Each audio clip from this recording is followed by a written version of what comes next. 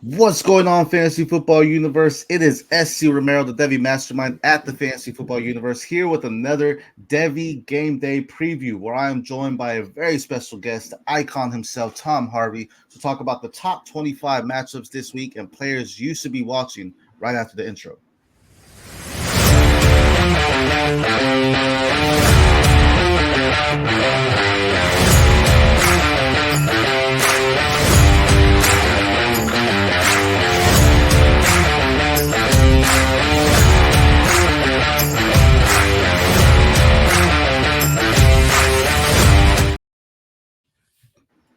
Whoops, got there. Fantasy Football Universe, what is going on? We are live for the next episode of the Devy Game Day preview featuring Week 4 matchups of the top 25. And as I mentioned, I am joined by the icon himself, Tom Harvey. My man, how's it going? Doing good, buddy. It seems like it's been forever since I talked to you. It's been a while. It's been a while, man. But I mean, I call you the icon, man, because you know your Devy stuff. So I'm stoked to have you on this show. We're like I said, we're talking top 25 matchups and Devy prospects within those matchups.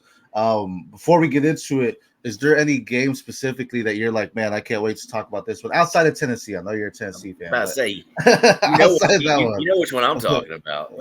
But actually, yeah, I think USC and Michigan has an abundance of Devy prospects. Not necessarily just on offense, but on defense too. I mean, you look at that Michigan defense. That Michigan defense is loaded with NFL players on it. For sure. So I'll retweet this out loud. But no, I agree. I think especially with how they got smacked at the big house, right? There's some things that have to go on there. So we're going to get to all of them. Like I said, top 25 matchups, we're talking about it. So let's just get to it right now. The first one on the ballot is Marshall at number 3, Ohio State. Ohio State favorite minus 40. I think they could clear that. Marshall, they have, AJ Turner. They have Fitzpatrick there at wide receiver, 2 big playmakers on their offensive side, and that's definitely what they're gonna need to have any contention. There's less than 1% chance that Marshall wins. Anything can happen in college football, right? Ohio State could have their bad day, but Marshall can maybe cover this, spread if those 2 guys come out hot and just have the big plays. I mean, AJ Turner, the running back, 222 yards on 14 carries, phenomenal. And then Fitzpatrick, 8 receptions, 170 yards, 2 touchdowns. However, Ohio State, I just mentioned those 2 guys from Marshall. Ohio State has 2 great running backs, Quinshon Judkins, Travion Henderson. They have a plethora of wide receivers. And honestly, I mean, is Jeremiah Smith the best wide receiver prospect we've seen at Ohio State in some time now? That's big praise for him, right? I mean, you got Marvin Harrison Jr. just came out of there. So, but Jeremiah Smith is he definitely looks special. Yeah. For sure. But as far as Marshall goes, I mean, don't forget Elijah Metcalf also transferred there in the offseason. So he has big time play potential also. Yeah. I don't think it's going to matter against this Ohio State team though. Ohio State can put up points whenever they want to. It just they're too overmatched. Right. Between Judkins and Henderson running the ball, and then you got, obviously you got Egbuka, you got Tate, you got Jeremiah Smith. Don't forget you got Brandon Enos, who was also a big time five-star prospect who struggles to see them at the time. So, and so I just think Ohio State has way too many weapons. They're the number 2, number 3 team, depending on which poll you're looking at. So they're that for a reason, right? Yeah. So I just think playing a team like Marshall, they're going to overpower them way too much here. I think 40 I think the 40-point spread may be conservative there, honestly. Yeah, I mean, for sure. I think they did that because of their big play guys, right? Because it's like these guys can score in seconds, because of how they are. We have a couple questions here right now. 118. Do we enter start sit questions? My man, if you have them, we'll give them an answer for you. And then someone else here said this is more NFL, but we're a fantasy football universe. Should I trade Kyron, and if so, for who? I yes, you should trade Kyron Williams. That's what I'm assuming. Unless you're talking about Kyron Lacey. Talking about Kyron Lacey. Kyron Williams, yes, trade him for a first if you can. If not, depends what your team's like. I like Josh Jacobs over him. That's someone you can get. If you're talking Kyron Lacey, who's the LSU wide receiver, man, honestly, if you could, because Emeka Ibuka hasn't been as flashy as what we've seen, the highlights on Jeremiah Smith. If you could trade him for Jeremiah Smith, I would go do that for sure. For Kyron Lacey, I think Kyron Lacey is a good prospect to sell if you can. Especially if you can get a rookie. If you're looking at maybe Nick Marsh, Michigan State's looking nice. Plus Nick Marsh plus because he's a freshman, right? What are your thoughts there on Kyron? Kyron Lacey, I just don't know if you're going to be able to get the value you want out of him right now. Yeah. He's kind of skyrocketed a little bit, and if you were selling him in the offseason, obviously you would be, you would have sold him really, really cheap, right? For sure. But now, I just don't know if people are going to be willing to pay that type of cost you're going to want for him, right, just because of the way his value has kind of shot up. Yeah, you're gonna need the big game from him to be able to sell super high again. I think right now LSU, I love them, but I also think at times they haven't shown what we thought they were going to show out the gate, right? Just to go out there and explode there. Hunter came back. Should I start Brian Thomas or Cam Akers in the flex? Man, I'm a Brian Thomas guy. I think that's the best wide receiver for Jacksonville Jaguars. He's a field stretcher. Thing is, right now, he's not getting the targets there, so I understand wanting to start Cam Akers. But to be honest, I'm still hesitant on Cam Akers. I know he looks nice. He probably gets the full workload this week, but I feel you gotta go Brian Thomas because of the big play potential there. Do you agree with that? Or you think someone else? This is kind of a difference of volume versus potential, right? Boomer bust with Brian Thomas, and the Cam Akers is going to get the volume just because he's the only running back healthy in Houston. So right. For sure. It really depends on what you're valuing. Do you want the boom potential for Brian Thomas, or do you want the clear volume that Cam Akers is going to give you? Sure. Kind of also depends on how the rest of your lineup is constructed. Because if you have more boomer bust guys on your already in your lineup, you may not want to start Brian Thomas. You may want to go with the volume of Cam Akers. Yeah. So it just kind of depends on on how your lineup's constructed. That's good thoughts. I also think earlier in the year you can go more boom bust. Where in the towards the end we know where you're at. If you're playoffs, you might play a little bit more conservative. Where Cam Akers, that volume comes in, so a good reason there and good topics there, boom bust or the currency volume. But I think Brian Thomas, I think he's doing phenomenal things right now, and I think it's only going to grow as the season prolongs there too. Get back to Ohio State there. Thank you for the questions, guys. Will Howard too, man. I think Will Howard, kind of finding his own too. And we're not talking about Colin McCord, but Colin McCord is doing his own thing too. But I mean, I think we love what we're seeing out of Will Howard in Ohio State now, just because it seems a little bit more that the ball's moving. Like we talked about a lot last year. It was this very conservative last year with McCord. Like we weren't seeing the passes downfield as much as we like. We're seeing this, and maybe that's Jeremiah Smith coming in and doing the things. But now we're seeing a lot more. Maybe it's Quinshawn being in the backfield that they're thinking, they're gonna give it to him all the time. But I think that's an underrated quarterback, for the team that's actually helping them, grow even further. Yeah, I mean, I think last year they were kind of scared of their running back depth and their running back health issues because TreVeyon Henderson couldn't stay healthy, Chip Trayanum couldn't stay healthy, right. Allen Hayden never saw the field because he was never healthy, right. And then Kyle McCord wasn't the same type of running threat Will Howard is. Right. Will Howard can take off on you and go get 10, 12, 15 yards at a time. Right. Because Kyle McCord was, more of kind of a statue back there.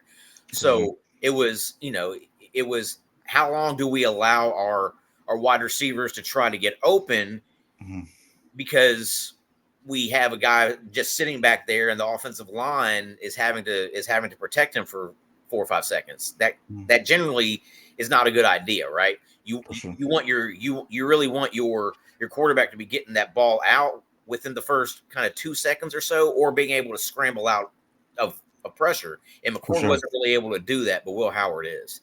For sure. Agreed. What's going on, Jamie? Glad to have you with us. No, I agree. I agree. And I think that's something that's, bringing new things. I know why people had Georgia at 2. Texas 1. I mean, they've been dominating, so I get it too. Ohio State, man, I think they could be 2. Like you said, depending on what poll you look at, they're 2 or 3. But I mean, I think everything's clicking for them. And I know they go to Oregon in a couple weeks. That's gonna be a tough matchup, man. And they have weapons everywhere. Like I don't think they have one weak area right now. So I mean, they're just clicking on every single cylinder. So that's big for them. And as you mentioned, they have people just in the barrel, that they haven't even unleashed yet. So that's huge for them there. Let's go into the next game. It's NC State at Clemson. Clemson number 21. Clemson is favored by 18. I mean, this is gonna be a good game, right? Week 1, Clay Kubnik, it was like, all right, this guy's we're dropping him, right? No one's talking about him. He did horrible. Week 2, he came out and just balled. And now we're going into this one where it's like, okay, what is happening here? Is this offense really something we need to pay attention to? Is this something that needs to be looked at more? They have a freshman wide receiver in Brian Wesco, 4 receptions, 135 yards, and 1 touchdown. But on the flip side, NC State has, one of our past, co-host here, Andy Pham, Kevin Concepcion, right? 22 receptions, 199 yards, and 3 touchdowns, doing phenomenal things. And they have Jordan Waters, who's looking pretty good for them too. 156 yards on 2 touchdowns. I got to check before. Grayson McCall is out, if I'm not mistaken. He's out. And they have Bailey in there, who's a freshman, if I'm correct. CJ Bailey is a true freshman, yes. Yeah, so the offense may be a little bit more unorthodox this week with the true freshman there, but you have some playmakers on offense too. Clemson should win this, and it's probably because the true freshman in there. Like this would have been closer with McCall probably. But favorite, minus 18. I think Clemson pulls this off. What do you think? I think 18 is too big of a number. Clemson put up 66 against App State, but if you look at what App State did the other night against South Alabama, putting up 66, for a quote unquote good team, yes, it's a lot of points, but App State isn't what we thought they were going to be. They did just get blown out by South Alabama the other night. And South Alabama was moving up and down the field all night long on them. They could stop them. So my main issue is, can NC State run the ball? Because if you go back a couple weeks ago to that Tennessee game, Jordan Waters had like -7 yards rushing on the night. So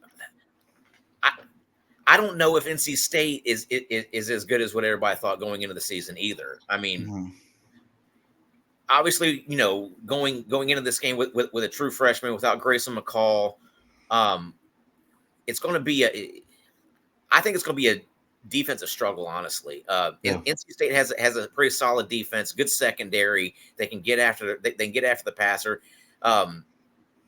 They did force Nico Iamaleava into 2 interceptions a couple weeks ago.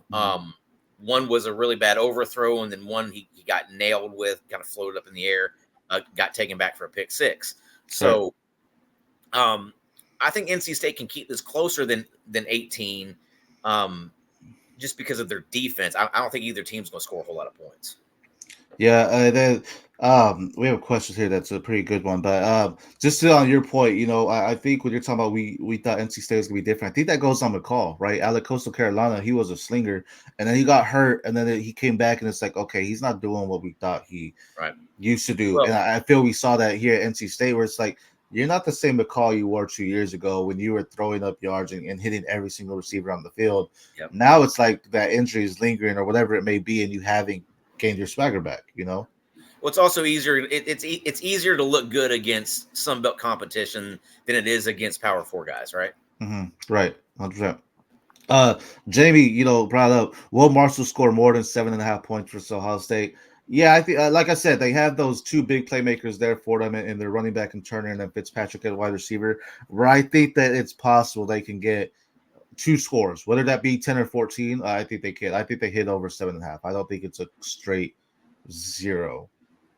and that's just gonna be maybe it's a garbage time touchdown or whatever it may be, and then field goal. But I think they get one big play or maybe two, to get in field goal range on Ohio State. Do you agree with that? Yeah, I mean, you probably see a 56-10 type of game. Right.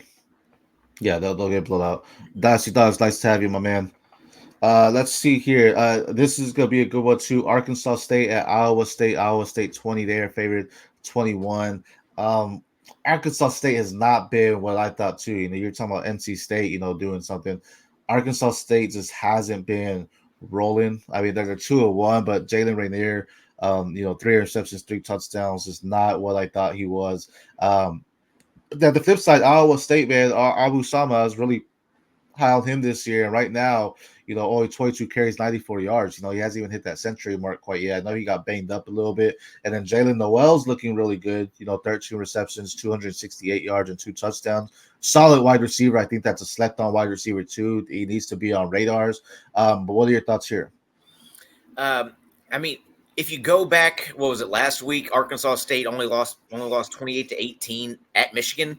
Yeah. So I mean, does that say more about Arkansas State, or does it say more about how bad Michigan is? I don't know. Sure. But Iowa State has become more of a passing offense this year. I mean, you look at their wide receivers with Noel and Higgins, and then Rocco Becht has been really, really solid. I think that 21 points could be a little low there. I think Iowa State is going to put up some offense here today. I agree. I think that's going to be really good for them there and just what they can do. And Arkansas State, I think they need to get rolling, like you mentioned, against Michigan. I mean, Michigan, I feel, is like just struggling in general right now. I think they're trying to find out what their identity is, and that's causing them to have some hiccups during games as well. So they definitely took advantage by just putting up some points there for them. Ohio State should be pretty nice there. This is a good parlay, Jimmy. He said he Marshall over 7.5. I like that. Buckeyes over 40.5. That should be good. And then total over 48. Total over, yeah, because Buckeyes will cover most of it. So if Marshall can get 10 points, they'll get over 48 for sure. Let's see here. Next one. We have Kent State at Penn State, number 10. Penn State favorite minus 48.5. Pretty sure that's our biggest spread so far here today. Penn State's rolling, man. I mean, we're seeing Singleton take over the reins. That I've said it over and over. The top prospect, or the running backs in this 2025 class. Your top 8. I am not. I said it on my Devy Diamond of Lamar and Hampton. I really though I think picker's choice on how you want to rank them, and that includes Katron and even Nicholas Singleton, where I think both could have their arguments of why they can be a top back in this class, if not the one. And of course, there's other running backs too, but I mean they just have arguably the best dual backfield in the nation right now, just with Katron and with Nick Singleton, Drew Allars. Let's not forget Travion Henderson and Quinshad Judkins there. That's what I'm saying. Arguably there. That's where it comes in, where they're looking nice. They're hitting a lot of cylinders. Drew Allars looking better, right? He's 5 touchdowns, 1 interception so far. He is looking better. He's looking a little bit more confident in it. But let's be real. Penn State runs through their running backs, through Nick Singleton, through Katron Allen, looking phenomenal. And I think that's the key to the game on winning or losing. If you want to win, you need to stop them. If you want to lose, you're not going to stop them. But what are your thoughts here? Yeah, let's not forget about their true freshman Quentin Martin either. He's probably their next good one, right? Yep. My issue with Penn State is what weapons on the outside do they have to throw to? I mean, obviously, Julian Fleming, fine, whatever. When they're tight end. Yeah, But whenever Penn State plays a good team, what are they going to have to be able to use on the outside as far as their weapons? Right. Playing against Kent State. Kent State's the worst team in FBS. Let's be honest here. Yeah. They are 134 out of 134. They're terrible. So the 48.5 line probably isn't too big of a stretch to think Penn State can do that. The thing I'm watching is, can Kent State score points? Right. They haven't been. They didn't last week. They got shut out 71-0 last week. So, and gave up 65 in the first half. So, can Kent State score any points at all to be able to push the over under? Because I think the over under is what, like 55.5. So that's what I'm looking at is the over under here. Yeah, 55.5. No, I don't think so. I think Penn State can hit them on all cylinders. I mean, Kent State's 0-3 right now. They're not effective enough to move the ball at all. So I think they're going to be big there. Again, I just think this is huge for Penn State. They're 2-0 right now. You know, the Big Ten is going to be rough. You know, down the stretch, we're getting into the bulk or the meat of the schedules. Right, the first 3 weeks we're like, nah, this is happening here. Now we're getting into the bulk of it. So there's huge things happening here. Let's see, you know, what's happening with them. But I think Penn State pushes this to the limit. 55. The thing is, I don't see Penn State as a team that's necessarily going to run up the score. So that's where that over under 55 may slip down there. But we'll see. There's a lot more things to come there. But yeah, I mean, those are two top running backs. I mentioned what Tyler Warren, you know, their tight end is their leading guy right now. Who that's been the issue. They have it, you know, even with last year with not Walker, that was North Carolina. You know, even last year though, they didn't really have much on the outside there. You know, maybe that's been the struggling of Drew Allar, but you know, I talk about it all the time. He's a quarterback that's gonna get better if he has good receivers. He's not gonna make his wide receivers better, right? So that's just the type that he is, and I just don't see anything happening there for him. Let's see, Jamie here. Kent State is where I went to college at the same time as an. Oh, nice, awesome, man. I'm sorry that they're losing this week. I just don't see that upset happening this week for them here. Probably going only 12. Huh? And he's also saying it's 57 on DraftKings, the over under. Yeah. That 57 is a little bit, you know, that extra 2 points matters. So yeah, it's rough days for them this week. Now let's see here. Next one. This is the one, you know, you bet that's gonna be exciting. And I agree. USC 11 at Michigan, number 18. USC favorite -4. I know people favorite USC because we saw that blowout with Texas, but let's be real. Texas is just hitting on every single cylinder. Even against UTSA last week, we saw Arch Manning come out and look like they didn't even miss Ubers, right? Like it was like the offense is still running the same. USC's looked hot too, so I'm not mad at that. But I think this has to be a statement game for Michigan. This has to be a you're in our country, you're in the big house. This is something that we need to do here, and you know, show you what we can do as far as dominate. I'm pretty sure Orgy starting for him, switching it up for him at the quarterback. So maybe this highlights a new form of life for them, if you will.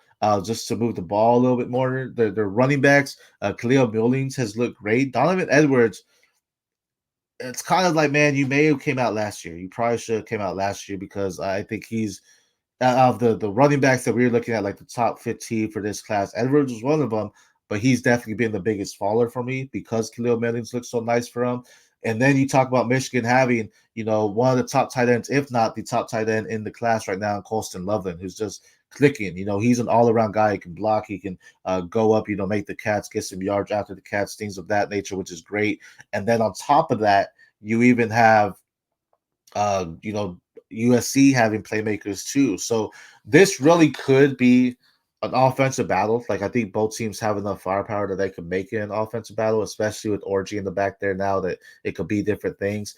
And then the defense is gonna have to step up for both teams here, hands down. You know, defense has got to be able to do some big things for them. But what are your thoughts here for them? Yeah, I mean, I think this game, I think the Michigan offense needs to really focus around the kind of QB run option scheme there. I mean, if you're going to run Orgy in there, then he's your running quarterback, right? So you're going to have to do a lot of run options with him and Mullings and Donovan Edwards. And then even some RPOs trying to get that ball out quickly to Colston Loveland. I think the main thing Michigan needs to do is really kind of tighten up their defense. They have so many NFL players on that defense that are going to go first, second round in this upcoming draft. They're going to have to rely on them. I think in order to win this game, Michigan may have to have a defensive touchdown. Yeah. Well, I mean, you talk about their defense. Mason Graham, you know, arguably one of the best defensive linemen in the nation, but he's been kind of quiet through the first few weeks, so he'll need to step up, especially when we talk about Woody Marks there and Joyner, stopping him, making sure he's forming pressure on Miller Moss, and then potentially the one of the top, if not the top number one off the board, one of the top five probably players off the board next year, and Will Johnson at defensive back. It's going to be something big too. So I think that's huge.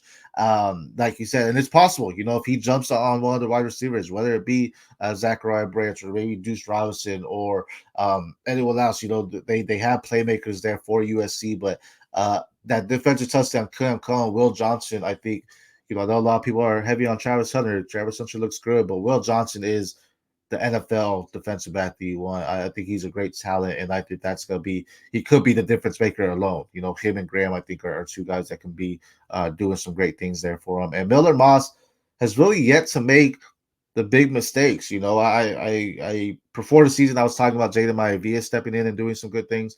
Miller Moss, I think, needs to – continue to just do what he's doing. He's moving the ball down the field. He's getting USC in good field position. Biggest thing, it's going to be loud. It's going to be loud for them at Michigan. Were they at? No, they were at home for you at LSU. So, or that was in Vegas, I think. But, this is their first.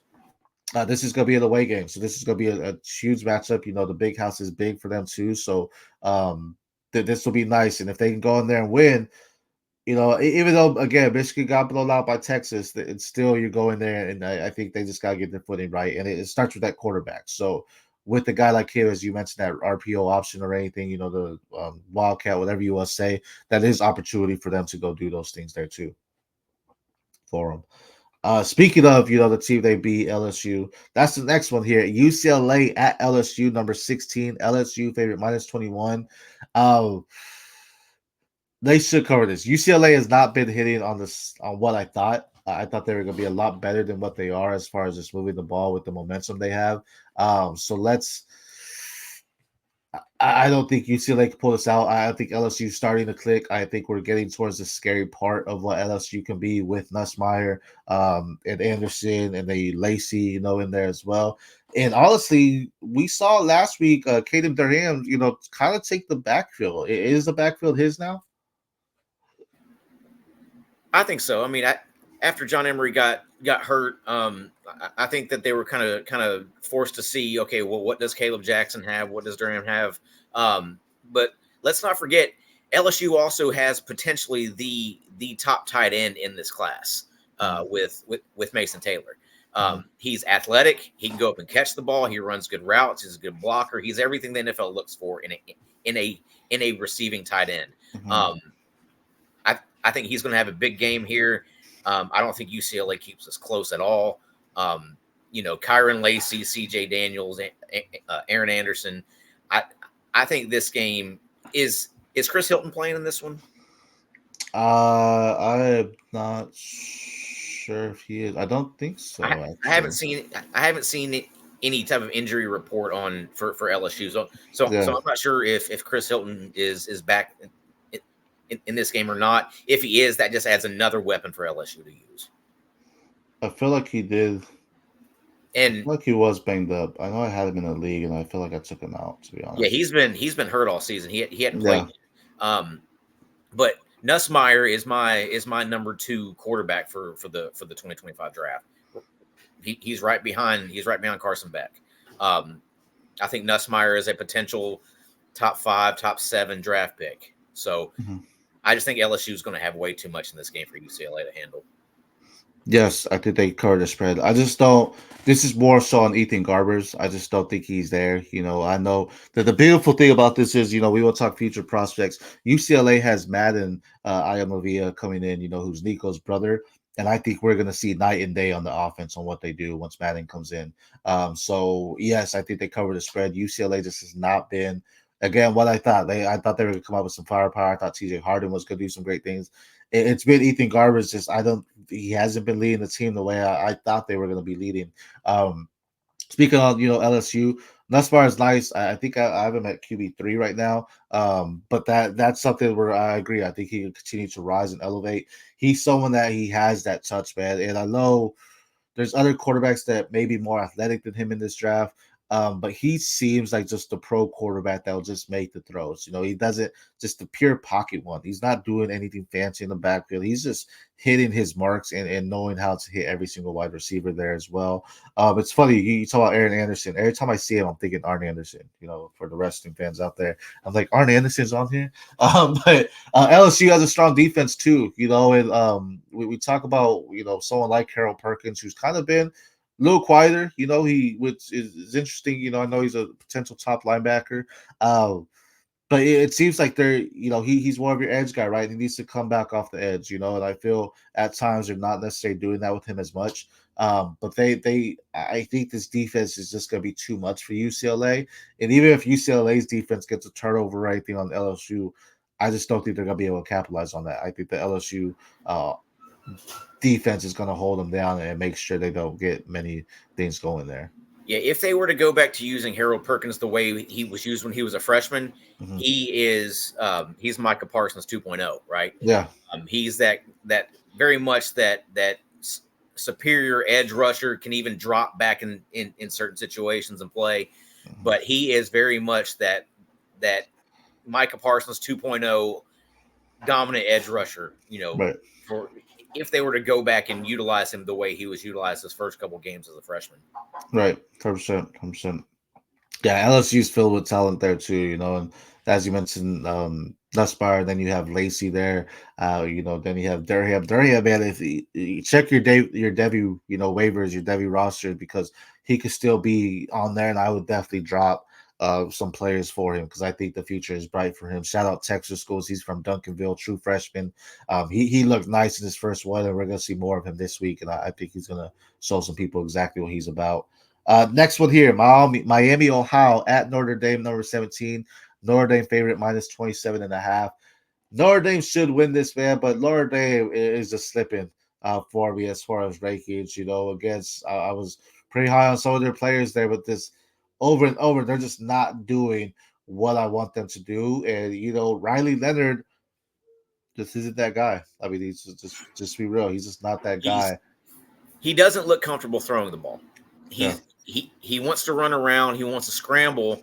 But when he's asked to kind of drop back and sling it downfield, he just doesn't look comfortable. So guys like Chris Mitchell and Bo Collins and Jaden Greathouse, they aren't getting the type of targets that they probably should be getting in that offense. I will tell you, I do like Jeremiah Love as a prospect, though. He's got some juice to him.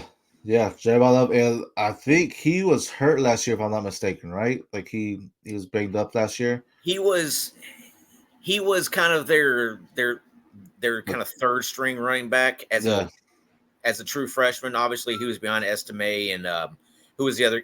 Who was the guy who just got hurt coming into this season? Jesus, I couldn't tell you. Yeah, his name's right now, but Jeremiah Love has kind of taken over that backfield, and he's looked good. Yeah, I love Love. Bo Collins there, I was heavy on Chris Mitchell when he transferred over there too, and what he was going to do for him. Hasn't been quite yet. Bo Collins has been their main guy for them, and it just seems. I was excited when Riley Leonard went, and like you said, just seems that he's not comfortable in the pocket right now, and he just doesn't. He's not necessarily moving the field, and I think that's going to be hurting them.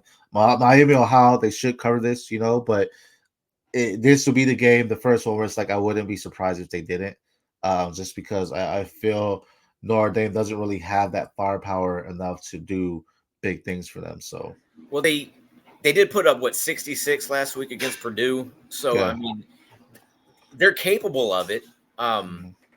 Can they consistently do it? I think that's the big question, especially after that egg that they laid against Northern Illinois a couple weeks ago.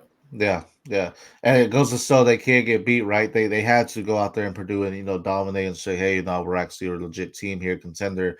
Put us back into the top 25 here. I mean, put us back in. They never dropped out, but they fell drastically after losing to Northern Illinois. Now they're scrambling to get back up there, so that'll be big. Next one here is Georgia Tech at Louisville, number 19. Louisville minus 10. This will be an interesting game. Louisville's look nice. They have some good guys there on their playmakers, but Jamal Haynes, the running back for Georgia Tech, I think this, as I mentioned, the class is very deep. Haynes, man, the versatile guy, has the speed, has the elusiveness to evade defenders, do all that good stuff for them. I really like what Haynes does for the backfield. And then they have Kings, Haynes King as the quarterback who so else they could run, but 962 yards already, 6 touchdowns in their 4 games that they've had. I mean, Haynes King is someone I really like. So what are your thoughts here? Jamal Haynes had a really solid start to the season. That Florida State game, he looked really good. The last couple of weeks, he kind of hasn't though, and I've been a little disappointed putting him into my CFF and C2C lineups just because it's like, okay, I can't go out there and get 6 points from one of my starting running backs, Right, So, for sure. But I really like Eric Singleton there. I think he's got a lot of speed to him. He's got a lot of ability. Kind of on the smaller side, not one of those typical Georgia Tech receivers you're used to, but he has good speed. He has good route running abilities. They get him. They've gotten a little bit more creative the last couple of weeks with the way they get him the ball in space. On the Louisville side, though, it's like, man, I really wish Colin Lacey would. I really wish Colin Lacey was healthy and was on his way back here soon. That's the difference maker there too, right? Losing him, that was a big guy, big loss for them as well. For what they can do, Ja'Cory Brooks is also there, which is looking nice for him. But Colin Lacey, I think once they lost him, that kind of hurt them drastically there. Granted they are still 2-0, so this will be a nice game. But Georgia Tech, I mean, I think they're one of your top underrated teams because I think week in, week out, they go out there and play their best game. As you mentioned, Jamal Haynes hasn't looked the best here, but I still think Louisville continues to go out there. And that goes with Keene. I feel Keene stepped up in those games too, and he's looking really nice as well. I don't consider him a heavy prospect, but I do like his talent. He's a great college quarterback, I feel like. Can he be drafted? Sure, but I think he's, still has a lot to learn. But I think this game is going to be close. -10. I think we might see a 3-point game here. Yeah, I mean, I think this game could be pretty close. At Louisville, you're probably giving them the 3 points, right? So Yeah, I mean, you're probably looking at probably a touchdown type of game. yeah. This next one is a good one. Buffalo at Northern Illinois. Northern Illinois sticking in there.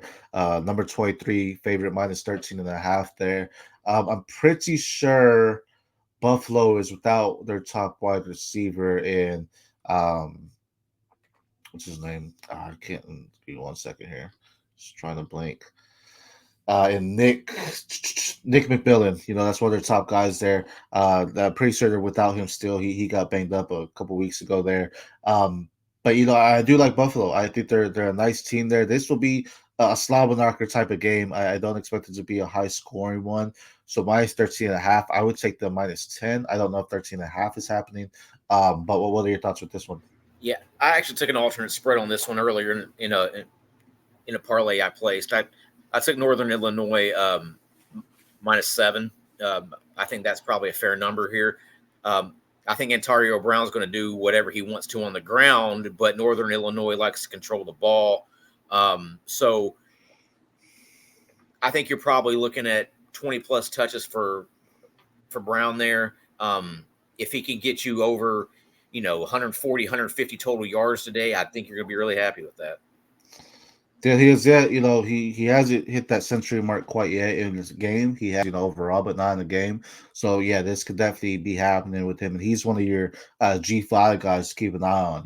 There's tons of G5 talent. We always say don't scout the helmet, scout the player, right? So he's definitely someone to keep an eye on because I think, day 3 prospect that has some, especially with the new kick return rules in the NFL. And Mario Brown could, definitely be someone like that to go out there and do some good work for a team on a fantasy perspective too. So I do enjoy that.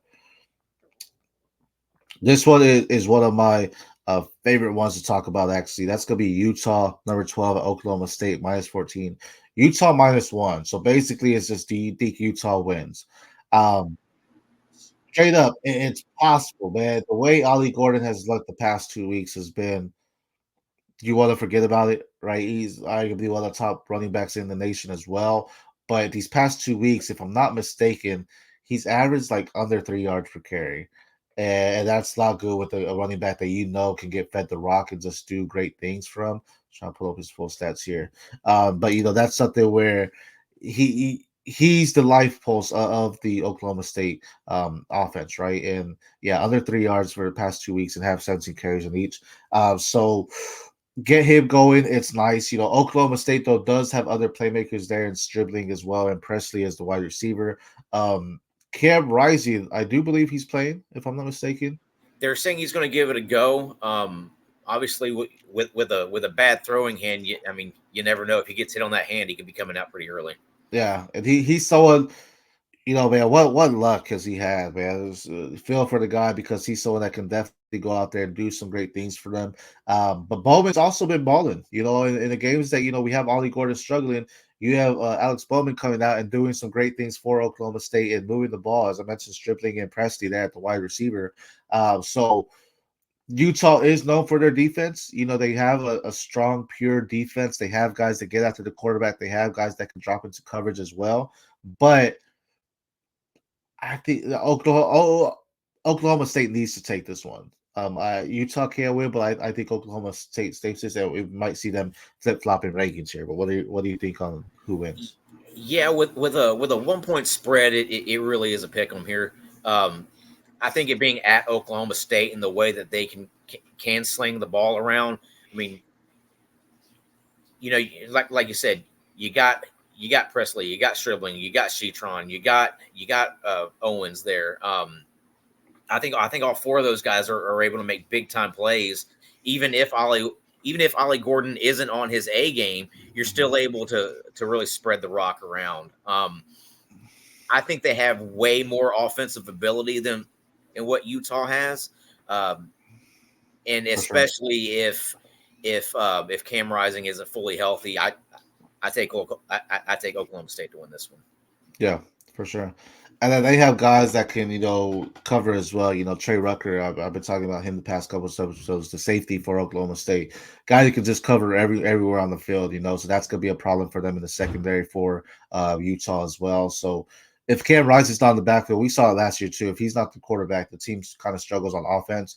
And I think that's a big playmaker. I want him to be healthy because the team is definitely better when he's on the field there. So I'm going to take Oklahoma, though, straight up on this one.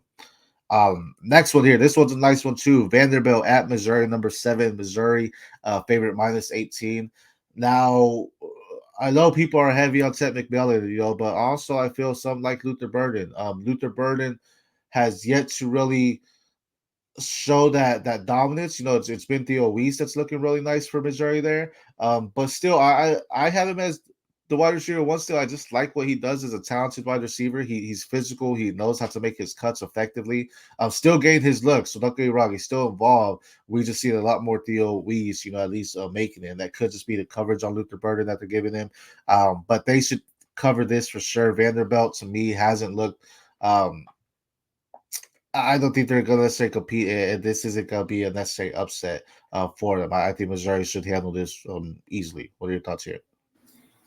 Yeah, I mean, as far as Luther Burden as an NFL prospect, he's either one or two, right? It really depends on on what team you are and what you're looking for out of that wide receiver. Do you want the big rangy guy like Ted McMillan, or do you want the compact do it all type of Deebo Samuel type of wide receiver that Burden is? It really just kind of depends on your personal preference as far as what team you are and what you're looking for to kind of fill your roster. So he's either wide receiver 1 or wide receiver 2. I don't know if there's much of a discussion there as far as anybody outside of those top two.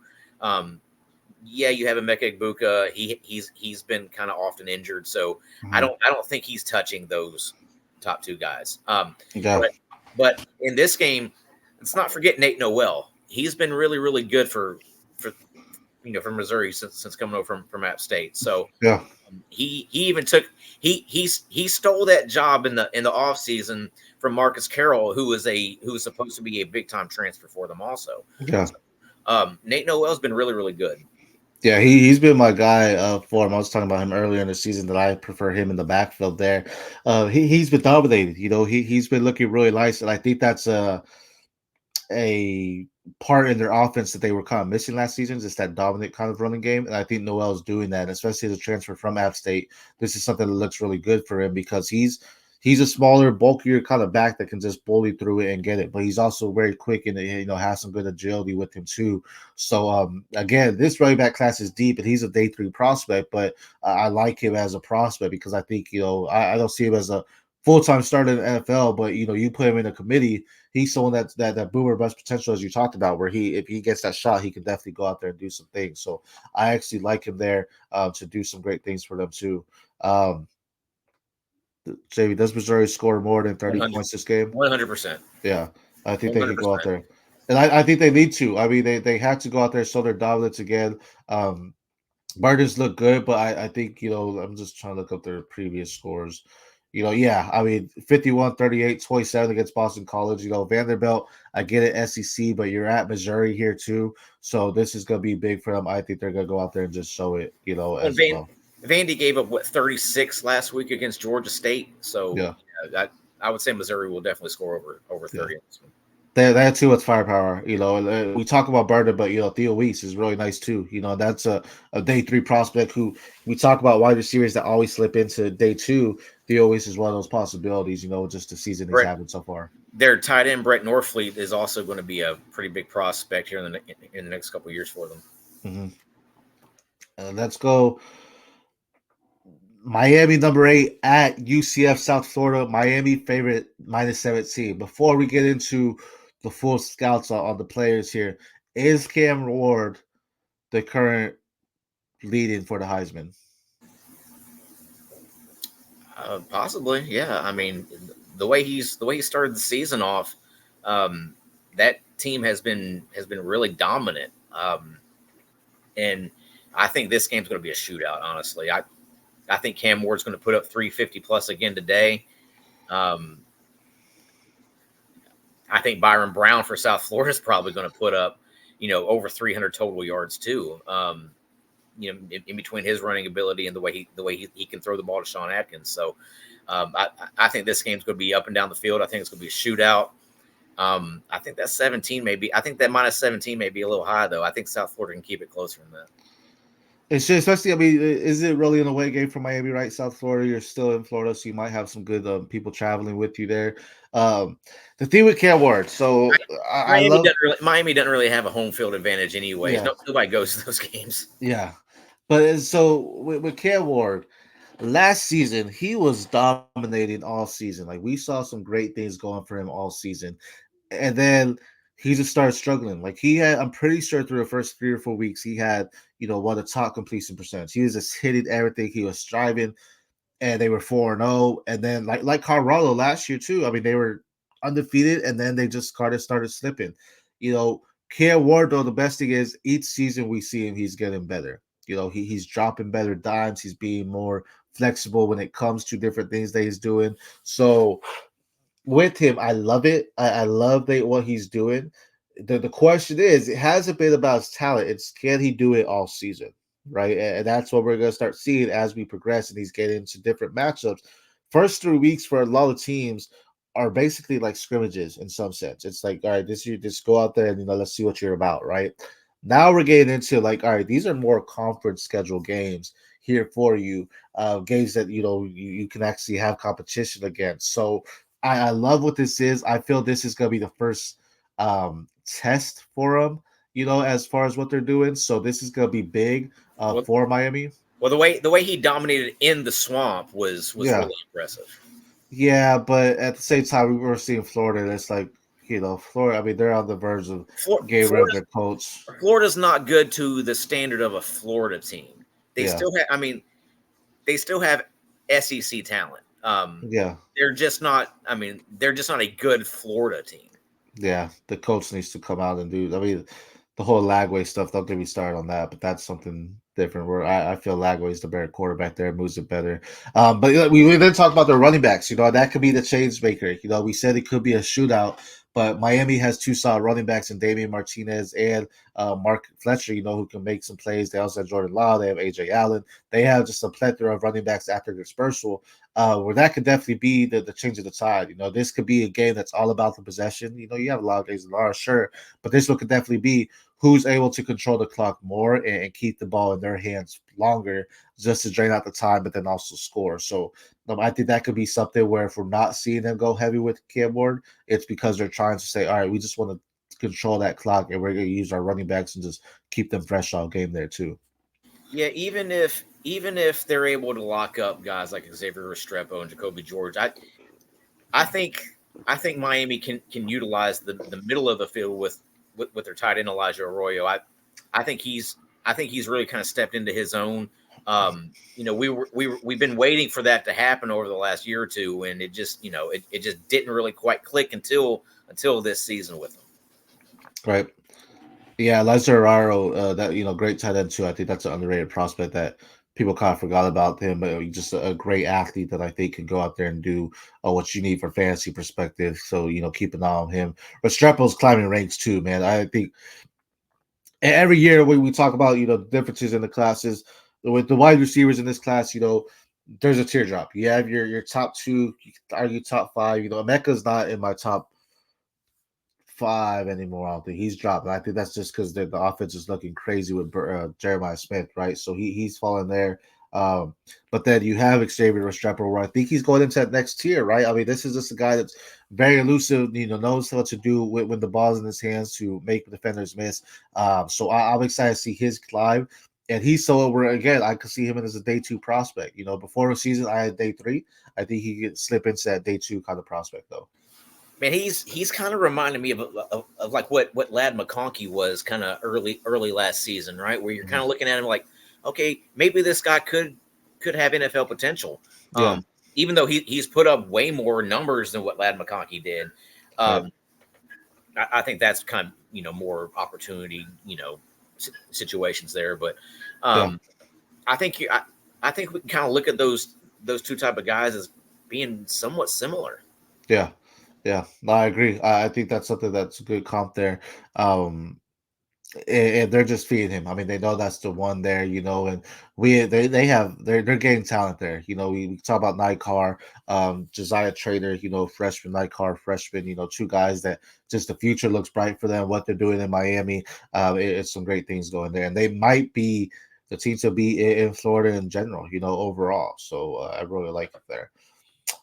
This is your game, so I'm gonna let you get. But Tennessee number 6 at Oklahoma 15. Tennessee favorite -6.5. I know you are a volunteer through and through. So what are your thoughts on this game? Yeah, Tennessee offense is going to put way too much pressure on the Oklahoma defense for the Oklahoma offense to even try to keep up with them. This is going to be an outscoring type of situation. Yes, Tennessee's defense has been fantastic this year. I think they're number 2 or number 3 overall defense in the entire country, but they're also the number 2 overall offense in the entire country too. So Nico Iamaleava, my QB1, is you're probably looking at him as being the potential number 1 overall pick in the 2026 draft. Um, yes, Oklahoma does have a fantastic young quarterback themselves who could be a top 5 pick in that class also. I just don't think Oklahoma has seen the type of offense Tennessee is going to throw at them. Um, Oklahoma's been banged up a little bit, especially on that offensive line. So again, Tennessee defensive line with James Pierce and Amari Thomas and Bryson Eason and Tyree West and the 10 other guys that they're going to throw at you because they rotate a lot on that defensive line. Mhm. They're going to wear the Oklahoma offensive line out. For sure, for sure. Um, And let's not forget Dylan Sampson is working his way up into that upper echelon of draft eligible running backs also. for sure. And touch on a few things here. Nico QB1 also. He's my Devy QB1. I think I think if he was going out this year, I'd have him over every quarterback in this draft. I've said it time and time again. This guy is just very elegant, man. You look at like the best comparison I could give to Nico is water. Just the way he moves is just like like water. You put water in a bottle, it's gonna become the bottle. You put water in a jug or in a bucket, it's gonna become the bucket. You put water on your body, it's gonna become your body. You know what I mean? Like he's just someone that he fits what he needs to do at every situation where he adapts on the fly. Whatever the defense is throwing at him, he's adapting, but he's doing it so elegantly and so smoothly that you're just like, man, this kid is an all natural talent. Well, he has like I comped him last year with his escapability. In the limited time we were able to see him play last year, I comped his escapability to Bryce Young because Bryce Young was a wizard at Alabama and Yeah. when in avoiding pressure. He could get out of any situation, but in his running ability, he's not quite Lamar Jackson, Mm-hmm. just because he's not as fast, Mm-hmm. but he can run now. He Yeah. can take off and go. He's smooth in everything Well, he does. His whippy arm action, just the ball goes wherever he wants it. His ball placement's phenomenal. I mean, he's if I'm not mistaken, Lamar Jackson's like 6'2". He's 6'6". So I mean, he's not moving like Lamar, but it's also because he's a little bit taller, so he's not having to take the quick steps. He has longer strides when he's doing it, but he has the ability to extend plays. And I feel he's a type of quarterback where Lamar and multiple dual threat quarterbacks. I feel when the lane is there, they're gonna run. They're gonna say we're gonna take it.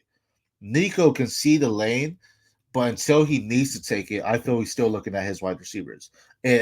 Bryce Young, being a wizard, Bryce Young's a great college quarterback. And I talk about Alabama quarterbacks. I don't trust them in the NFL. Georgia's almost the same way. I know Matt Stafford's doing great, but like with Carson Beck, I know for a lot he's QB1, but I feel Georgia, Alabama, the talent is around them to make them look good.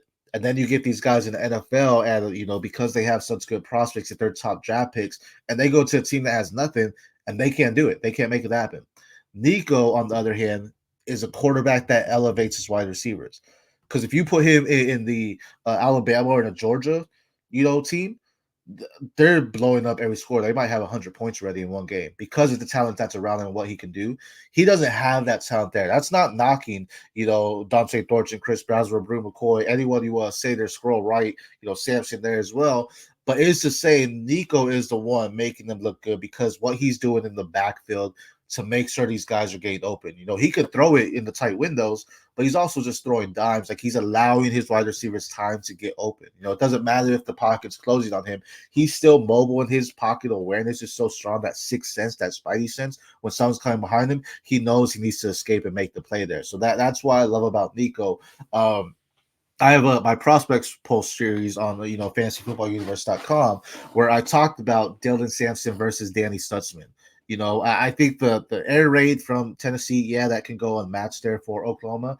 But the battle will be Dylan Thompson's been looking phenomenal. Dylan Sampson, excuse me. Dylan Sampson has been looking phenomenal for the Tennessee backfield right now, just looking like, as you mentioned, climbing the ranks as a prospect. Danny Stutzman, honestly, right now, he might be the top linebacker in the class. He is looking phenomenal. He is lights out. He is closing gaps, at the line. He is making sure he is disrupting every running lane possible. He is getting to his guys. He's making the tackles. This is one of those unstoppable forces in Dylan Sampson versus an immovable object in Stutzman. So if Stutzman's able to knock out Sampson, that's just I still have Tennessee here because I'm not a huge fan of what Oklahoma's here doing. Jackson Arnold hasn't been what I thought so far. I think he showed a little bit of struggling. I think when the pressure gets to him, he struggles. That could be on his wide receivers. He has Deion Burks. Yeah, I know Deion Burks had a big game, but outside of that, you're not looking very much. If they shut down Deion Burks, that's it. It's the offense is over. They are bringing. They got Nick Anderson coming back today. He hasn't played yet this year, so that's a big time get for them. Yeah. And also on the Tennessee side, left tackle Lance Hurd is going to be out, so Dane Davis is stepping in to start for him. So that could potentially be a big loss on the offensive line for Tennessee. Yeah, and then you have Mason Thomas and John Jerry, potentially, causing impact on there as well. And maybe that's the key, right? Try to gain the pressure on that side and get to Nico. But Nico is just so fluid, man, where it's just looking, we're seeing a different offense here. Did what Hendon Hooker was, what Joe Milton was, right? Just in what he's doing and how he's elevated, and I think this is gonna be a tough matchup for him. Nick Anderson should do some great things because he's a field stretcher for him. I know a lot of people were really high on him going into a season, so maybe he starts to climb the ranks again. But I think he's no more than a glorified field stretcher. Sorry, I just think that's where he's at. And if they can take advantage, sure. I just think there's going to be too much for them to do with that offense, like you said. Nico has a lot of firepower, but it's not the firepower that put him in and give him any receivers. If his top three are out, he's still going to make the plays happen because that's how good he is. So, next one here, Bowling Green at Texas A&M. A&M's 25. They've been slipping here. A&M favorite minus 22.5. This one's interesting because Bowling Green, I think, can actually cover this potentially. They have a nice tight end in Harold Fannin, who I think is underrated prospect there for them. That can do some big plays. Very versatile for them to make big plays as a big body. Probably a day two guy, honestly. Yeah, and again, that's so we're saying, not scout the helmets, but so that could be a difference maker for him. A&M has some good guys. It comes down to the pressure. One guy I was looking at is Torian York. He is one of my top linebackers here. Because I think he's someone that can add that pressure there. Nick Scorden hasn't been what I thought, for him, since transferring Samar Turner there. They lost Edrin Cooper, excuse me. So that's going to be, big, but adding the pressure is going to be key here because they have that tight end in Harold Fannin that can, beat them over the middle. So the linebackers, I think, will need to step up and make sure they're giving proper coverage to him. But it's going to be interesting to see Le'Veon Moss, he's their backfield, right? They lost Ruben Owens early, so see what he can do. Cyrus Allen, looking okay. Wyman Owens is back. He was back last week. So we could be looking at a kind of a big day for Ruben Owens. He came back last week for them, which is a big time get back for A&M. They're going to need him and Moss to be kind of a dynamic duo in order for them to be able to move the ball, especially if they go back to Connor Wigman from Marcel Reed. Marcel Reed is more of a fit for that offense, but their quarterbacks don't lose their job to injury, right? So Connor Wigman is probably going to be the guy whenever he comes back healthy. Yeah, I was here. JB, Bowling Girl, God Girl, pray. Defense, well, happy man. Baby Mama Day to you. Yeah, right. This is you mentioned Connor Wyman. I mean, Marcel Reed's getting that start, right? So this could be big. Injuries happen, and like we're gonna talk about Arch here soon. Connor Wyman hasn't looked great. I know to a lot he was a top prospect too. I don't know. In my overall, for a 2025 class, I have him outside the top 20 right now. He's just it could be the talent. I just don't know, man. I don't even know if he comes out this year. He may stay another year. If he stays in school, I think he transfers out because I do think they go to Marcel Reed eventually. Yeah, and it's just to be honest, I don't know. It could just be the A&M coaching staff right now. We saw Evan Stewart. Evan Stewart's not doing. He's doing some good things at Oregon, but I just feel the coaching staff isn't developing their players in the sense that they need to. So that's a big part there. But I don't.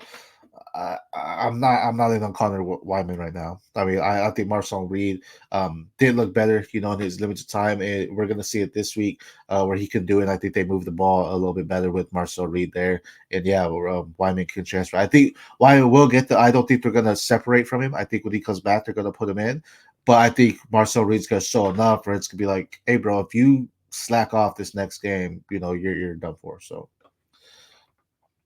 Let's see here.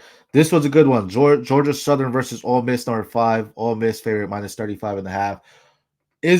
I know they're number 5, and I know Georgia's ahead of them, but is Ole Miss the best team in the SEC right now?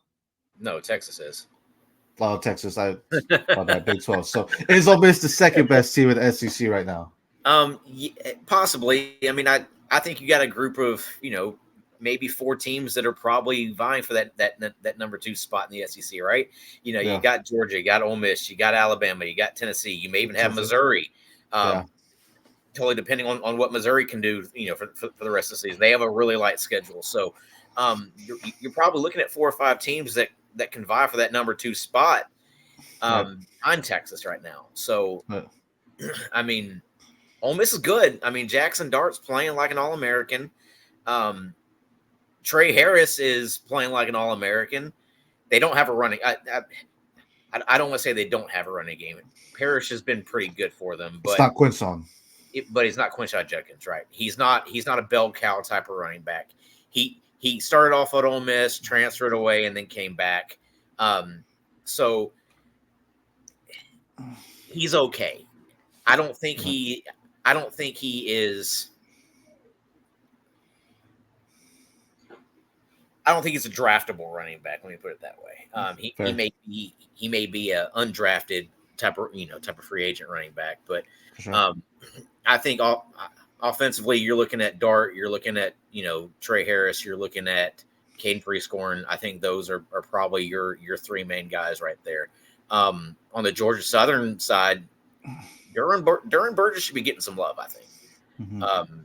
He's a good wide receiver. Georgia Southern can put up some points. I don't know if you watched that Boise State game, but they can get up and down the field. Yeah, they can.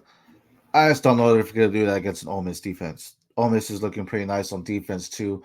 Spoiler alert: I have Dart as my QB2 right now. I have him behind Ewers for it. So that's something where I think he is playing lights out. The question coming in was, how is the offense going to look without Quinshon? When you don't have that, workhorse running back in the backfield, what are they going to do? And I think right now, again, we're getting into the bulk of the meat of the schedules now. But right now, Dart has left he's answered the question of Quinshon who, in the sense of like, I know Carroll's not that, and there, you still want Quinshon there, but it's like, look, Quinshon, it's not just him. I was here too, and I think he's played at that caliber of type of quarterback where he is making the team better. He has played flawlessly, 8 touchdowns, 1 interception, 83% completion. He is moving the ball down the field. But a lot of that comes with Trey Harris. Trey Harris has moved up my ranks too. I had Trey Harris as a top 10 overall, when it comes to just the fantasy products in 2025. Yeah, we'll see once Ole Miss starts to get into the meat of their schedule, once they actually start playing people, how their offense can operate without a great running game the way that they've had. So can they operate with solely relying on their passing game? That's going to be the main question Ole Miss is going to have to answer once they start playing SEC teams. For sure. And their defense, gets to step up. I think that bunch is so tight, with Tennessee, Georgia, Ole Miss, you talk about Missouri too, and LSU, even with the 1 loss at USC. I mean, LSU still, if they're starting to click, they could be dangerous as well. So they'll definitely have a tough schedule here. They should cover this spread. I think this is going not to knock on Georgia Southern, because as you mentioned, they could put points, but I think Ole Miss defense is going to hold them down, just stronger, So I think they can cover this spread though. Next one, Monroe. University of Lafayette Monroe, I'm pretty sure. At Texas, number 1 overall. Texas favorite -44.5. Texas does not have their top quarterback, who's my QB1 of the class, in Quinn Ewers. They are running with Arch Manning. People have been wanting this. People have been waiting on this. Texas has been looking phenomenal. Obviously they're number 1. I think they should have been number 1 before last week even. But I know, we once put it on them or whatever. This is a blowout game. Monroe, I know they're undefeated. I don't see them coming anywhere close to being this, -44.5. It's going to be because Texas wants to slow down and not put up those points. But you talk about anything they want. Jadon Blue, I know he was in question. Is he out? I think he's out for it. So you might see more Jarrett Gibson here, which will be nice. But you're probably going to see a lot of Jarrett Gibson, a lot of Trey Wisner. But you're telling me you don't have any faith in General Booty? No. Not in this game. Not in this game. Not to cover this spread, at least. I do not. Texas just has too much. Trey Moore on the defensive side is monster. their wide receivers are just too good. I mean, with Jonte Cook and with Matthew Golden and Isaiah Bond and who's the guy that Oregon from Oregon? Bolden, Silas Bolden, yeah. Ryan Wingo, Gunnar Helmet at tight end. They have way too much. They have way too much. This game's not going to be close. This game will be over by halftime. Arch Manning may not even play the second half. Yeah. Anthony Hill, Benda, you mentioned as well. I mean, top and bottom. So, question is, I know people are jumping on the high horse, like Arch Manning's taking Quinn Ewers' spot after doing what he did, and maybe he comes out here and throws another 5 touchdowns in the first quarter. He didn't do that last week, but I'm saying he could do it this week. What are your thoughts here on the quarterback situation? General Booty is going to be the highest on NFL jury. Yeah. For sure. Arch is not taking Quinn Ewers' job. It's not going to happen. Quinn Ewers is highly productive himself. He's a Heisman candidate. There's no reason for them to go to Arch Manning other than people just like the Manning family, right? So there's no reason for that. He's a Heisman candidate. They're the number 1 team in the country, so they're obviously a national title contender. There's no reason to go from Quinn Ewers to Arch Manning, unless Ewers hasn't shown that he should come out of the game, right? Yeah. The only reason he's not playing is because he's hurt. Yeah. So, Ewers is one of the best quarterbacks in the entire country. You don't take that out just because you want to see what you have with Arch Manning. You want to continue winning ball games. That's the name of the game, right? Right. Yeah, I agree. I mean, and Ewers, to be honest, I feel he has looked completely like a complete 180 than what he did last year. I feel he's doing. He's being a lot more creative in the backfield as far as escaping pressure, and understanding when to step up. I think it was a game against Michigan, if I'm not mistaken.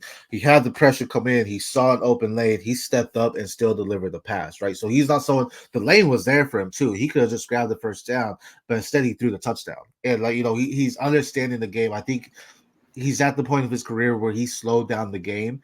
And, again, he's got to do it in the NFL still, but he slowed down the game enough where it's like, okay, I know what I need to do, and I'm right. Focused. I'm calm. I'm breathing. And the question with Ewers as far as his NFL prospects go is, for one, his size. He's kind of on the smaller side. He's pretty slight. I think he's right at 6 foot, maybe 6'1", but he's under 200 pounds now. He was up over 200 pounds and then lost the weight because he wanted to be more mobile, and now he's back under 200. And then another is his injury history. Had the collarbone AC joint problem, and now he's got the kind of the strained abdomen oblique situation going. Can he stay healthy? Is he smaller guys have a hard time staying healthy in the physical game that is football, right? I mean, right. You've seen that with even Tua, who is thicker, right. has a hard time staying healthy. Now a lot of obviously a lot of that is concussion problems, but right. but some of that is he's just not big enough to be able to absorb the hits. Is right. Quinn Ewers, is the same situation going to happen with Quinn Ewers? I think that's I think he's going to be a top 10 draft pick, especially if he comes back and finishes out the season, right? If it's just linger on further. Top 10 prospect, but because of the way he's moving, especially with the running backs, right? They've been kind of. Or at the running back, Blue, he's a game time decision, so make sure you're checking your lineups for him. But Jared Gibbs is there, but it hasn't been the same, right? It's not the same as Jonathan Brooks last year or anything. So I like Ewers. I like what he's doing. He's hitting his wide receivers, and that was a big question too. Like he lost his top 4 weapons from last year. And he came out and people are, wait, who he had weapons last year? Like these are new guys, right? And you know what I mean? So he's doing great things there. 6'2" is where he's at least on ESPN there. So I think, again, we're getting into bulk schedules, right? This is against Monroe, so it should be it. It's okay for him to sit out. It's going to be interesting seeing, right? The question for Oklahoma and Texas was how are they going to compete in the SEC? We're going to start seeing that starting, I believe, next week for them. So, getting into some SEC matchups, some actually like this isn't the Big 12 anymore. Let's see what you're about. So that's gonna be it. And I talked about slowing down the game. That's good. You need that because the SEC defenses move quick, like top to bottom. Majority of defenses have someone, and the front seven and the secondary. They know how to gain pressure. They know how to interrupt. Passing lanes, how to close in on gaps. Everything like that. So it's really gonna be interesting to see what they do. Arch Manning looks nice. I'm excited to see what he continues to do as well, especially next year. Right now he may push for that QB2 spot for next year as well. Because I don't think right now I don't see him on passing Nico. So will be interesting for them, but I think they should cover this spread easily. I mean, it's just gonna be a blowout. They could cover this spread in the first half. Yeah, definitely. Last one here is Kansas State 13 at BYU. Kansas State favorite -6.5. That's actually pretty close. Kansas State, man, Avery Johnson's a solid quarterback with some mobility. They also have, another top prospect who I think is right outside that top tier of running backs in this class in DJ Giddens. But I'm not mad if someone has him in the first tier as well, because I think he has that capability of being a 3-down back for you. He has size. He's fluid. He's elusive. He can break tackles, everything like that. So I actually like what he can do as well. But that's gonna be the tell of the tape here. BYU has some good players there as well. They're 3-0. They're doing good things. You can never necessarily take them out. It's at BYU, so that may be a deciding factor here. Jake Retzloff is doing some good things for them at quarterback position as well. But what are your thoughts with this game? You mentioned DJ Giddens. I have him kind of around that RB5 type of range. You could pretty much slot him in RB5 to RB8. My opinion.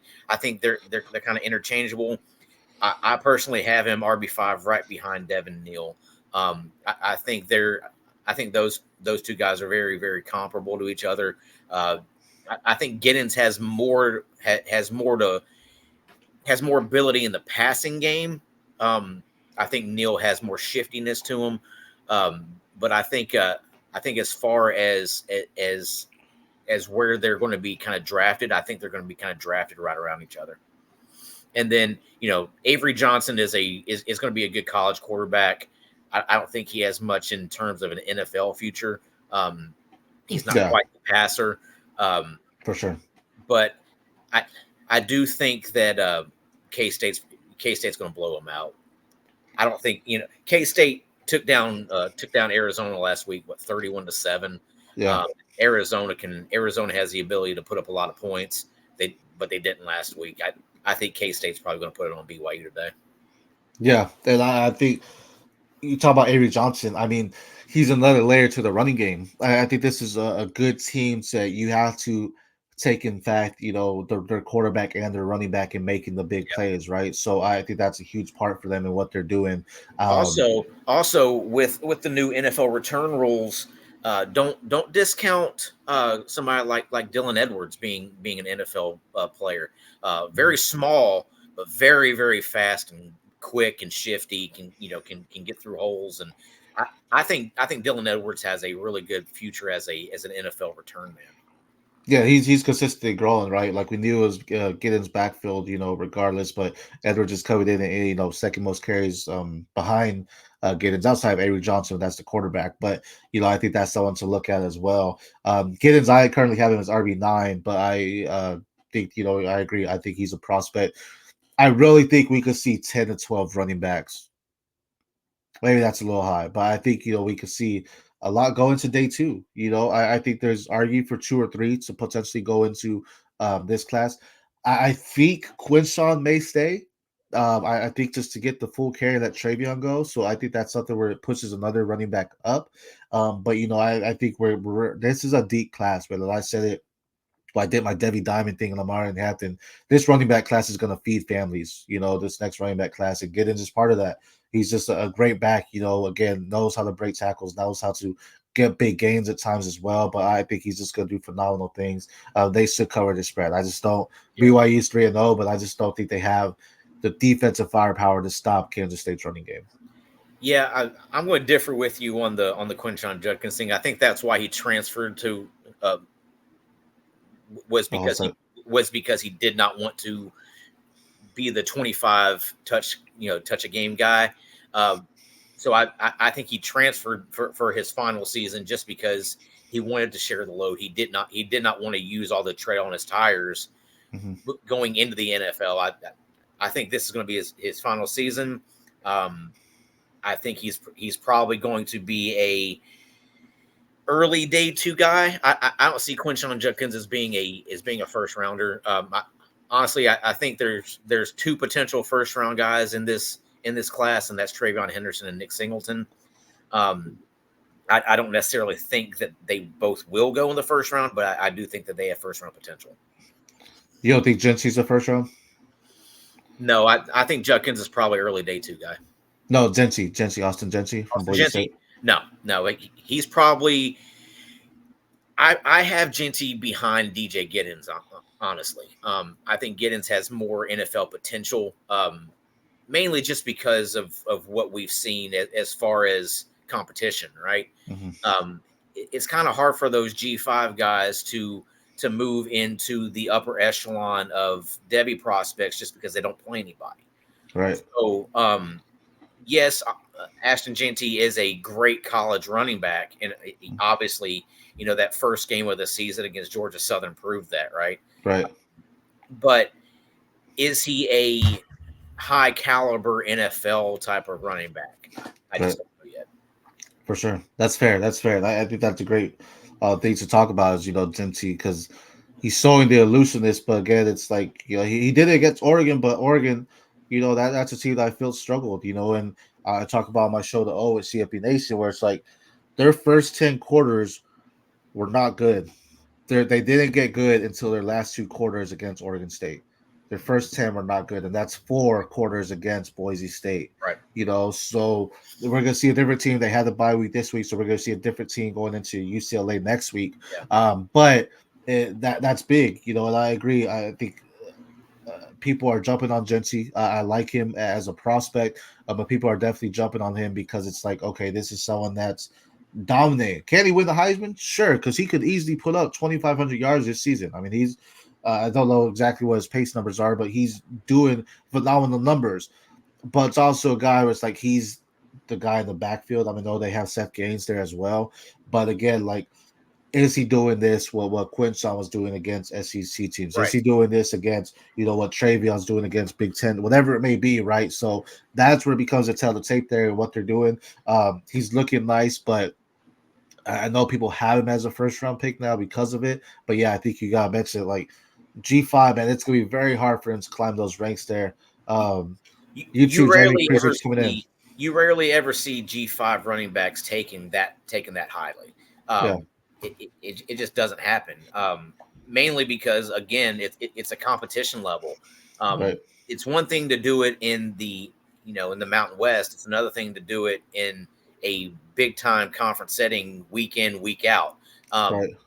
Obviously he did it against Oregon, but again, Oregon had struggled against Idaho the week before. Oregon struggled, that in that game against Boise. Oregon struggled in the first half against Oregon State. Yep. Does Oregon, plus, again, it's one thing to do it in a one-game setting against an Oregon. It's another thing to do it every week against an Oregon type of team.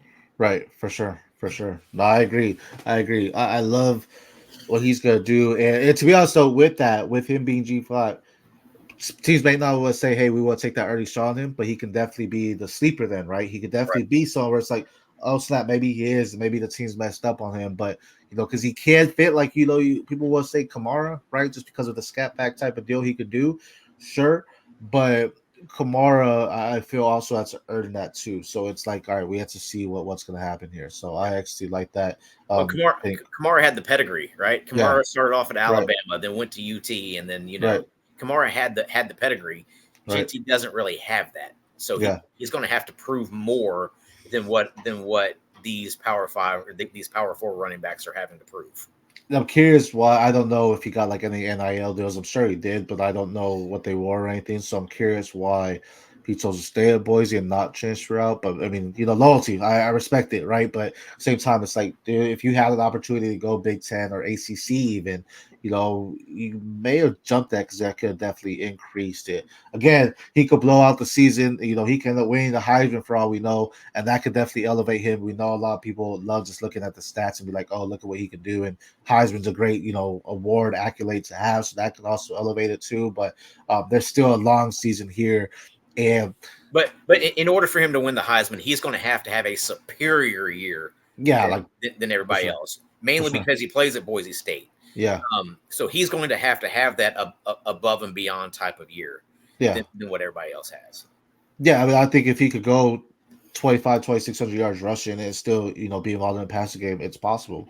Yeah, but but on top of that, he's honestly going to have to break records in order to win the Heisman. On top of that, though, Quinn Ewers minus 2 games, still someone that's dominant, right? So I think that's big. Ted McMillan, I know people are heavy on him. The thing with Ted is we've seen him be irrelevant in the game. We've seen him be shut out. Right. So I think he's already out too. But as of right now, he's not beating Cam Ward. Yeah, no, for sure. Yeah, and that's someone we're transferred, right? It made the difference, right? And we're seeing it.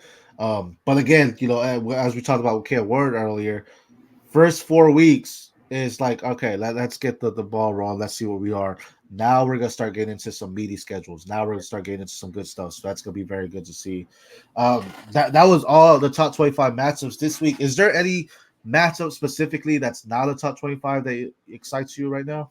I'm interested to see what Florida is going to start doing with DJ Lagway. I think in order for Billy Napier to prolong the inevitable, basically, he's going to be fired. But in order for him to prolong the inevitable and to keep his job for another few weeks, I think he's going to have to start playing DJ Lagway. Yeah, 100%. I think the offense looks better with him, and I have DJ Lagway as a QB1 of the freshman class. I know people love Rayola, and Rayola looks good too. But I love Lagway. Sell out Willis, Texas. I think he could do great things. I think this is the first step in seeing Florida get back to the upper echelon. I feel like, because they're going to start building around him and making some great things. Kansas plays, West Virginia. So Devin Neal is my RB3. I love him. I absolutely think he's. I talked about with you when he was a freshman, most underrated back of this class. Yeah. And I think that still stays true where people are sleeping on him. Maybe it's because Kansas is 1-2. Sure, he's not helping them win, but he's helping them. They're not losing because of him. He is just an all-around great back. I love his elusiveness. I love his ability to just see the field and get open and move down the field. So I'm excited to see what he could continue to do, because I think he's someone that people aren't talking enough about him, but once we get into draft season, we're like, oh, Devin Neal, we should have been on him and stuff like that. So I'm stoked there. Tom, man, always a pleasure. Your great Devy aspect. You talk about wrestling, all of it. Tell people where they can find you. You can find me over at TotalApexFantasySports.com, TotalApexSports.com. We have the Total Apex Media. We have 6 total sites. So we have the Total Apex Herald, Total Apex Entertainment, Total Apex Gaming, Total Apex Sports Bets, Total Apex Sports, and the one that I'm the site manager of, Total Apex Fantasy Sports. Go check us out. We have you covered for basically everything you want. Nice. There you go, man. I appreciate you coming on. Wait, one more. I appreciate you, Jamie.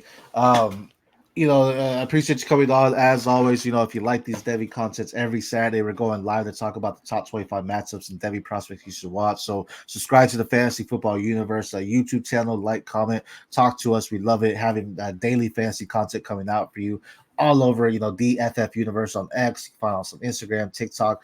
Follow us all just so you stay in the now. Until next time, for the Fantasy Football Universe, I am SC Romero at the PPR show on X. Tom Harvey, I believe it's at Tom Harvey Sports, if I'm not mistaken. At Tom Harvey Sports, yeah. On X too. Go ahead and follow him. A great genius, as I mentioned, an icon when it comes to it. But until next time, we appreciate everyone joining in. We will see y'all.